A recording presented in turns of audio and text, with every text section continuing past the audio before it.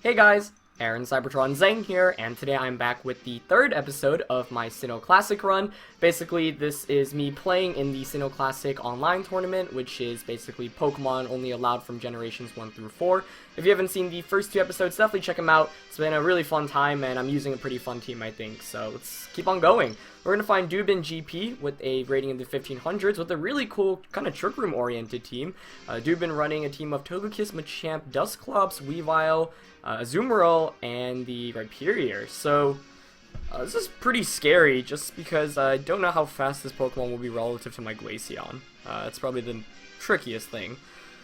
I do think Slowking can put in a lot of work. Like, Slowking, Abomasnow, definitely that combination's really strong. Machamp is pretty scary, though. And I'm running Knockoff instead of Play Rough on Azumarill, which it doesn't help me too much in this case. I suspect we'll see something like Weavile Dusclops, though. And Slowking's not a great Pokemon to lead into that. Could go Staraptor. Azumarill's okay. I could just go Abomasnow Glaceon, honestly. And part of me is honestly really tempted to do that. He doesn't have great ways to check both of those, so maybe I'll just try something out. Try something new. So I'm gonna go with those. What else do I want? Staraptor. Don't think Infernape's very good here. Slowking could be worth it. Azumarill or Slowking. I like Azumarill a little bit more. Alright. This is very different from anything I've tried yet, so let's see if the dual hail or the double ice type lead really works out. This is mainly in anticipation of Weavile, so if my opponent doesn't lead Weavile, I mean, it's not the end of the world. No weather control on my opponent's team means I can, you know, just have more of an advantage right from the start. But we're going to get into it. We do see Weavile, but it's going to be a Azumarill paired out with that, but I don't mind that very much since I've got a Abomasnow. So, yeah, going to get into this first game. As always, if you enjoyed these episodes, definitely let me know by leaving a like in the video. Would really appreciate it. So, Weavile's going to exert its pressure. I'm going to get my Hail up, which is obviously good. But, let's see. Glaceon can't do too much. I could double protect, but there's the belly drum threat. Yeah, he kind of has to fake out Abomasnow here. I might just Woodhammer Blizzard, honestly. Yeah. He's gonna fake out Abomasnow, okay. Kind of has to. I am faster, that's good to confirm. He does belly drum. Okay, so what's important to note here is that Abomasnow is faster than the Azumarill, so I'll be able to outspeed it next turn. And Weavile shouldn't be able to one-hit knock out my Abomasnow here. And I'll be able to get a Blizzard off. Obviously, both of his Pokemon resist it, but Glaceon's really, really strong. Yeah, that does so much, given that both of those Pokemon resist it. So, I'm pretty content with that turn. I'm honestly tempted to just Woodhammer Protect. He could double up on Abomasnow, that's the scary thing. Because the Protect from Glaceon's very obvious. So he could like Aqua Jet knock off me. I also could just Blizzard, double Blizzard. I'm gonna do that in case he overextends and doubles up into Obama. Or protects Azumarill, okay. That's fine. Oh, so he went for Psych Up. That's actually really cool, and it would have been really bad if I didn't pick up the knockout. Or I should pick up the knockout here. I'm really hoping I do. I might come just short. Let's see. Come on, Glaceon, I believe in you. Nice. Gets a critical hit there, actually. I think it would have knocked it out without it, but would have come close. I did have Ice Shard pressure anyway afterwards, but Psych Up Weavile, wow, you do not see that every day. But that's why this format's so interesting, because it's all these crazy strategies that we basically never see. As Dusclops comes out, and it is going to frisk my Sash and my Icicle Plate.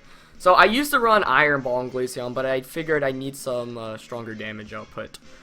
So with that, then I'm just going to Blizzard here. And I think I'm going to protect this time around with Glaceon. Yeah. Yeah, he actually goes for the double protect there. Interesting, I would have just Aqua Jetted, but maybe he wants to try to get something up with Trick Room. But yeah, Abomasnow's just launching Blizzards left and right. And that Azumarill takes some damage, but enough that... Oh, was he Psych Ups with Dusclops too? Wow. I don't even know what Dusclops can really do physically.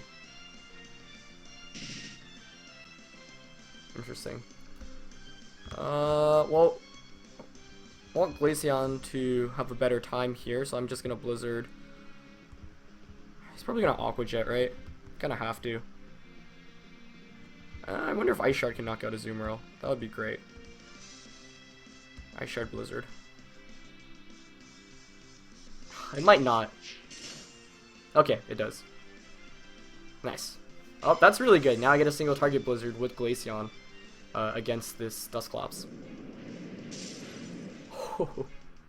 Does a pretty good amount. He does get Trick Room up this time around, though, so definitely still not over. Far from over. Hail's gonna end soon, too, I believe. But it's like, if you go for an attacking... Well, he could double attack, I guess, next turn. He's gonna bring Machamp out. So no guard is in effect as well. Okay. This is still very scary. Especially if he has, like, Psych Up with Machamp. I do want to just double protect here. Could also just Ice Shard protect. So then I get a switch in for free. This is where having an Iron Ball would have helped out, but nah. I'm hoping he does not have Pain Split with that Dusclops. Oh, he actually has Fire Punch. Interesting. Okay. But that's fine. Yeah. Cross Chop. Hail stops. But because Machamp's out, I can still actually just launch. The Blizzard's out. But now I just bring in a Azumarill. Aqua Jet should finish off Dusclops, I'm hoping. Do I want to switch out into Staraptor? That might not be a bad play. Yeah, let's get an Intimidate off against Machamp too. Because whatever he does, he's not going to be able to knock out Glaceon. Or the Staraptor on a switch in, because I'll get an Intimidate off, and then I can switch back out and back in. Basically, I can stall all protects enough that Trick Room ends, and then Staraptor can finish up the game against Machamp. As long as Aqua Jet KOs here. Alright, so Azumarill gets that Aqua Jet off. Oh dear. Wow, but that does so little. At +6 attack, it only does 50% to Azumarill. Or at +5, I guess. He is going to cross-drop Staraptor here. Yeah, okay, so that was scary, but yeah, I mean, this is a testament to Dusclops' bulk, so I'm just going to Aqua Jet again, switch back out into Glaceon, stall out Trick Room, and then Staraptor just kind of wins the game. But that was scary, but yeah, I mean, all the Psych Ups have been, like, 3 Pokemon were at max attack in this game, but... this Dusclops not being able to do too much. And also, we know its moveset, so obviously, like, Shadow Punch, Fire Punch, Psych Up, and Trick Room. Ooh, and he actually has Stone Edge! But because of the Intimidate, not enough to knock me out there. So here I'm going to knock off, and I'm going to protect, actually. The game should be over at this point because he wasn't able to force my Staraptor to come back in. Like, if he gets a crit there, maybe he can pull something off. If he can knock out the Staraptor, because I only have Aqua Jet and Knockoff. Smartly enough, he does Stone Edge into a Azumarill there.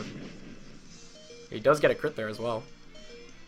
Knockoff does around 25, 30. He has Razor Claw, interesting, as Trick Room expires. So that's going to be game now. Even if I don't win this turn, Staraptor in the back will finish things up. But yeah, no, I decided to try out a little different Glaceon set this time. My old one was like Fake Tears and Shadow Ball, but I wanted Hail and Substitute to maybe take advantage of it. Obviously haven't used it very much yet, but we'll see.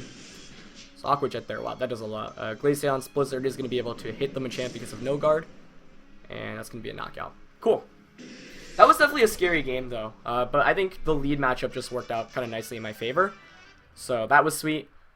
And then, you know, from there, like, the biggest turn was, fortunately enough, I didn't go for a Protect play, and then he went for a double Protect there with Azumarill, which is also interesting. But it was scary there, because I was like, I don't know how much Dusclops, oops, didn't mean to say that, but Dusclops was able to get the Psych Up off, and I was like, oh man, now it's going to do so much, but it did, like, negligible, I mean, not negligible, but, like, only 50% to Azumarill, and then I had the Citrus Berry, so, close game there, but fortunately we were able to eke it out, and a Bomb Snow Glaceon really pulling their strength there, so... Just gonna keep on climbing, almost out of the 1500s. So yesterday's episode, you know, did take 2 losses. That was our longest game yet, for sure. Like, we've been able to fit 4 games per episode. This one will probably only be 3. Depending on how long this one goes, we're going to find Cracky from Mexico with a rating of 1606, rocking a pretty cool sand-oriented team with Sableye, Garchomp, Rotom Wash, Breloom, Metagross, and Hippowdon. So, Sableye wasn't used at all really back then because Prankster wasn't a thing, but now it is, so it's a lot more viable. The weather contrast here is definitely interesting. And I think I really should be going with Infernape as a lead. It's probably Sash Breloom, that's the other concern, but switching could alleviate that. Infernape Azumarill, it's tempting, but he's got Rotom Wash and Breloom. Maybe I should go Staraptor then. I actually kind of like Infernape Staraptor, yeah. Slowking's still quite nice offensively here. Like Slowking Glaceon, or Abomasnow I should say. Yeah, I like that. Alright. So originally when I played with this kind of team in 2009, it was really only Trick Room oriented, but now with Team Preview being thing, you know, you should have more Pokemon, so I added a Staraptor and a Azumarill to either pick up sweeps or kind of get a big knockout before anything else. And we do see the Rotom Breloom lead. So I would say this is actually pretty ideal for me because I can just fake out Breloom and go for a Final Gambit onto Rotom. I could also fake out Rotom and Bravebird, but he's probably got Sash. Yeah, I just want to knock out Rotom here. It would be great if he lets me get this fake out off too, because he could protect, which he does. So, gonna waste that fake out. But Final Gambit should knock out Rotom Wash here. Yeah, so I'm willing to take that trade, I think. Although now it's a question of who do I send in. I'm gonna send in a Abomasnow. See what comes in. Sableye. Okay, that's pretty good. That's pretty good for sure. Especially because he can't Spore Abomasnow now. So yeah, this is pretty solid actually. I can just go straight for Overheat onto Sableye. And a Blizzard. Yeah. He could have Fake Out with Sableye.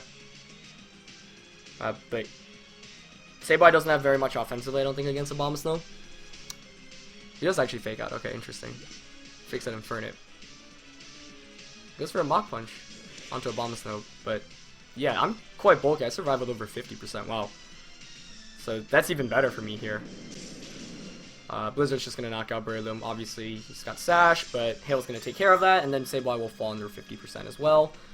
And Infernape's still looking healthy as ever. So yeah, this is so far a pretty fast-paced game. But yeah, it's pretty interesting to see Sableye. Prankstar obviously changes it up completely. Back then, it really wasn't used at all. I don't think Breloom was used too much either. It's Citrus Sableye, that's interesting. Not Mentor, but Citrus makes a lot of sense on it. It's gotta wonder whether the last one's going to be that Hippowdon. It's going to be Garchomp. That's really good. That's really good. So I'm just going to launch an Overheat into Sableye right now. I wonder how much Ice Shard does against Garchomp. I actually don't know. I'll Protect here. Maybe I should have. Yeah, actually, I don't have to worry too much. I keep on forgetting that weather isn't anymore tied to the Pokemon that's out on the field. As in, I don't need like Primal Kyogre or Groudon. Is he Will-O-Wisp into Abomasnow? Good. Oh, I missed the Overheat though. It's frustrating. Rockslide should have knocked me out though. Gets a crit as well, and he's Life Orb. Interesting. With that Life Orb knowledge, I can Ice Shard probably. Yeah, I can just Ice Shard Overheat here. Or maybe not even do that, just Feint Ice Shard. No, but I don't know if I'll pick up the knockout. Let's just Overheat Ice Shard. So that plus Life Orb plus Hail damage. Maybe I should have close combated actually. Why didn't I close combat? Yeah. Hopefully I don't miss here. Okay. Then we should be good still. Yeah. But I think I probably should have just doubled up. Yeah, there's no reason not to close combat there, so that was just a bad play. He could still win with flinches. Maybe not actually with Hail still ticking down too. So he's going to pick up the double knockout, but I still have Slowbro in the back, or Slowking. So he's going to take another 10% from Life Orb and another 1/16 from the hail. So another life orb turn. Yeah, he needs to crit here, actually. If he doesn't crit, he loses. Sorry, like, I think crit flinch? I haven't been counting my hail turns either, which is bad, so he should be doing that. But I'm going to just Scald here. It doesn't make a difference of what move I use, since it's more on him. I mean, Slowking is bulky. I don't have defensive. I have HP investment, but not much defense or special defense investment. So he actually just goes for a Dragon Claw. I doubt that'll knock me out. Yeah, okay. Whew, close call. Even with the crit there, yeah, he wouldn't have been able to pull it off. It would have been close though, and I actually get a crit there on Garchomp, so we do end up picking up a pretty nice win here. So not bad, not bad. Both of the games here, definitely, you know, they're getting closer now. It's not as easy. We obviously actually took 2 losses in yesterday's episode, but I'm pretty pleased right now. I felt like I played relatively well at those games, and that's why I love Staraptor in this format, like ability to just eliminate something from the field immediately. And basically I was able to win this game because Sabo, I didn't provide any offensive presence, and I was like, okay, I have my Abomasnow out, you're forced to target one of my 2 Pokemon. Like, if you fake out the Abomasnow there, then I just get an Overheat off, your Breloom takes damage from the Hail, etc. And we're going to find Ford from Michigan for our next opponent, so yeah, going to fit in a 3rd game, maybe even a 4th game if this one goes quickly. But, ooh, wow! Didn't think I'd see another Abomasnow Glaceon user, but Trick Room Hail from my opponent's team as well. This is a very... It looks actually very 2012, because of the Hitmontop, Garchomp, Cresselia, Metagross, and then Abomasnow Glaceon to round it up. So, let's see. This is very scary. Slowking can put in a lot of work. The thing I'm most scared of is actually that Cresselia. Actually, I feel like Infernape Azumarill is really solid as a lead, though. Like, I can just Belly Drum up. Yeah.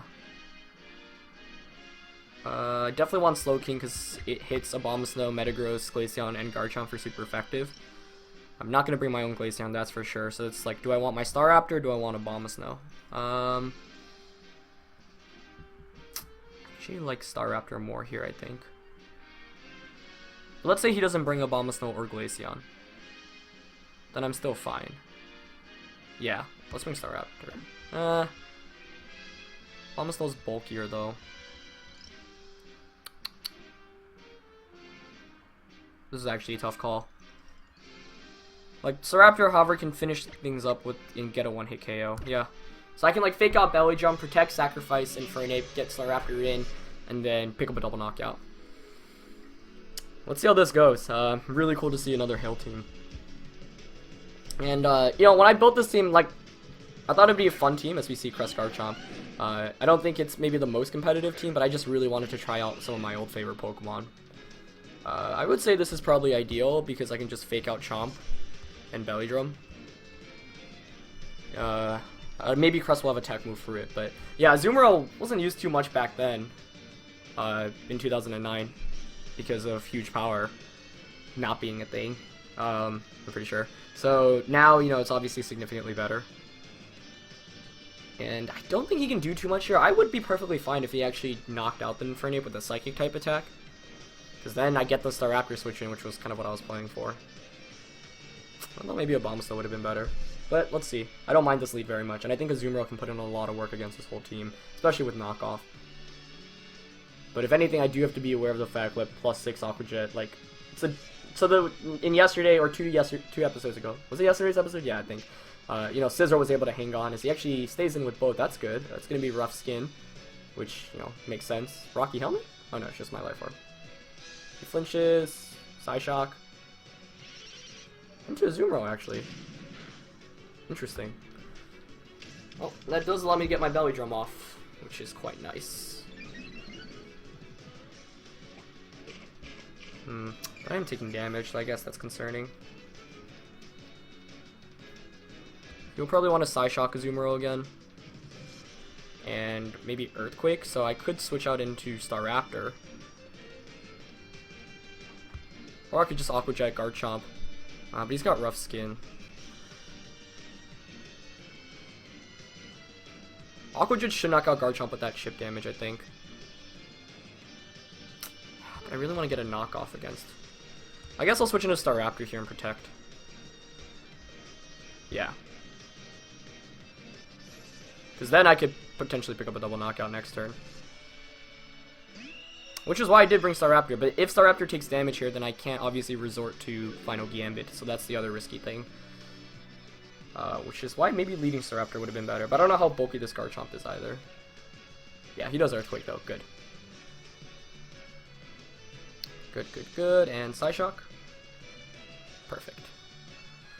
So yeah, now I'm just gonna Final Gambit and knock off. I sure hope he's not like super bulky Garchomp, because its HP stat does get pretty high, I believe. But a double knockout here would be quite nice.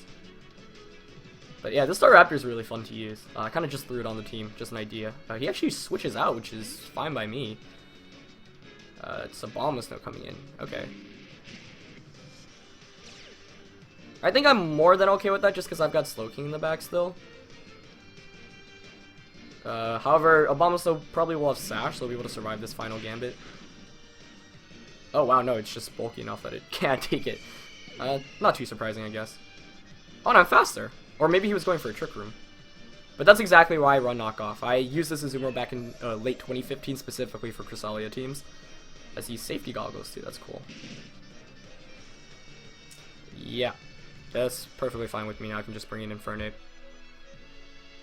I would say I'm in a pretty solid position right now.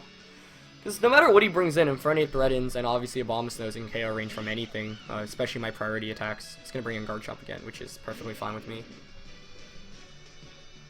So I can just play it safe here, fake out Garchomp, Aqua Jet, Bombus Nose.